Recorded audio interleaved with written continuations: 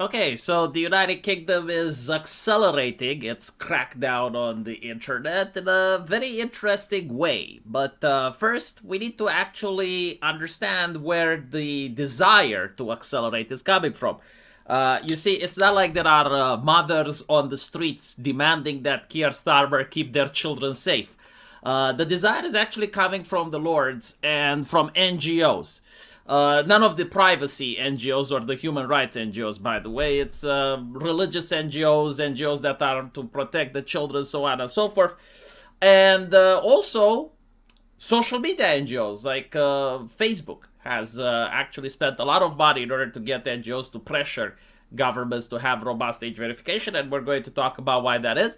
And also the corporations that do the robust age verification, many of them are in Israel, and obviously they have a horse in this race, right? So they want the governments to create a demand on the market that wasn't there before. Now, why is it that there is so much pressure on Britain to do more? Well, the first reason is because people are noticing the harmful effects. If you actually go out on the street and you ask a random person, do you think the government should do more in order to protect your child from watching pornography?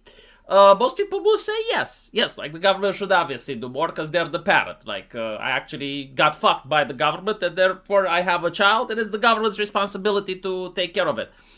But when the person actually sees what that means, and what that means is that on almost every single social media website, including Google, happens to access porn, will now require the adult, not the child, but the adult to dox themselves. All of a sudden, they change their mind. And while there was a huge appetite for the government to do more, then it starts to get the demand for the government to do less. So the train is starting to leave the station, right, when it comes to robust age verification. It stopped a little bit. People were enthusiastic, then people were horrified when they saw what actually comes with it. And so when you look at the approval and the polling, it's going down. Another reason is what happens with the data. Many of these corporations and companies that harvest data ended up having the data leaked to the public. And so the dark web is now filled with IDs from the British people, from the French people, from many other people around the world, which had their identity stolen. Like they wanted to log on to Discord or they wanted to log on to Twitter. And then the company that allegedly would only verify their age ended up getting hacked. And so all their information got leaked. And again, I'm pretty sure those people are not very happy about what happened. And so they may actually end up supporting these types of laws less. And there are also lawsuits that are going to arrive. Again, if you have your credit card stolen, it's not good, right? But you can eventually get a new credit card. If you have your password stolen, also not good, but you can get a new password. But if you have your ID, your driver's license stolen, you're kind of fucked. Especially if you're in a country where people can actually do online banking with that info. And so individuals will eventually start to sue these robust age verification corporations, right? And so the government wants to take advantage of the small window of opportunity. Like until that happens, they want to push as much legislation as humanly possible. And they also want to see if there is a limit. Because maybe there is no limit. Like maybe the average citizen genuinely doesn't care. You know, if Keir Starmer can have access to everything on his computer. I'm pretty sure like the next step is to just have a virtual network with the government so that Keir Starmer can actually take control of your mouse, your keyboard, do your online banking for you. Again, like most people apparently do not have a limit. Like they genuinely believe that the government is benevolent and so this is actually a good thing. And the government wants to see if that's the case, right? Like how much are people willing to put up with it? But, and this is important, what they're doing now is fascinating. Apparently, they are requiring tech companies to introduce device-level controls to prevent children from taking, sharing, or viewing nude images. I have seen this done in China, by the way, right? So like a device-level control is if you have your Samsung phone, right?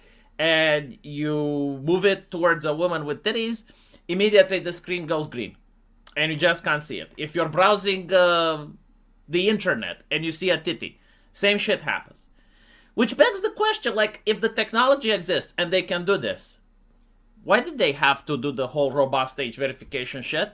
Like, if you can literally have devices for children, and the child gets the phone, which at its hardware level is coded in such a way that they cannot watch the evil pornography, right? So they can watch a chainsaw massacre done by the cartel, but they can't watch pornography.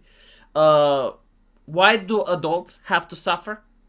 Like, wouldn't that be like just simple, like make it illegal for children to have a phone that's not specifically designed for children? And you can find the adult, right? Like if you have a police officer or a teacher that finds a teenager with a phone that isn't designed for teenagers, they can find the parents, right? Wouldn't that have solved all the issue, right? Like why was there a need for robust age verification companies from Israel to step in and apparently harvest and collect all this data from people? There's this company, Persona, by the way, which worked with Discord. Allegedly, it only tried to age verify, but in reality, it scanned people for 200 things, including if they paid their taxes, if they have any type of criminal record, if they look like a terrorist, you know? Why did these companies have to step up? And how much money were they making over this shit when the technology, apparently, to make hardware-level devices on smartphones that would prevent children from watching any type of pornography existed? Now, there is a reason on why this is happening. One of them is obviously like governments generally are curious, like how much are the people willing to put up with it. It also normalizes the idea so that when robots become a thing, then your cleaning robot that you're going to get into your house is going to listen to see if your house is safe, if there's any hate speech. Don't laugh, like it will happen, mark my words. But more importantly, the internet is now filled with bots. Like I'm pretty sure most of you guys have noticed, even politicians use ChatGPT. You can't really tell if it's a human or a bot. This kind of screws with the advertisers, right? Which is the lifeblood of the internet. And so an advertiser legitimately doesn't know if his ad is being displayed to 1,000 bots or to 1,000 people. And so the social media companies are liable. Like they can actually get sued for it, right? Because if the contract is like, you pay me money, I show your product to 10,000 people, and then they show it to 8,000 bots, well, the company can now sue. And so what's going to happen? Well, the companies go like, if everyone gets age verified and we get to link the ID to a person, then we at least know they're not a bot. And this is why Meta and other companies are pushing it, plus the fact that they get to benefit from harvesting information, right? I often wonder if this, the information has leaked. If it's genuinely a leak, or aren't people at the company actually working with the hackers? Because I noticed that companies never get punished when there's a leak. So, like, what is the incentive of the company not to leak? Serious question. Not company like leaking officially, but like someone that works at that company, like what does he lose if it leaks? Maybe he loses something, but I don't know. Let me know what you guys think, and as usual, we'll see you in the comment section. Take care.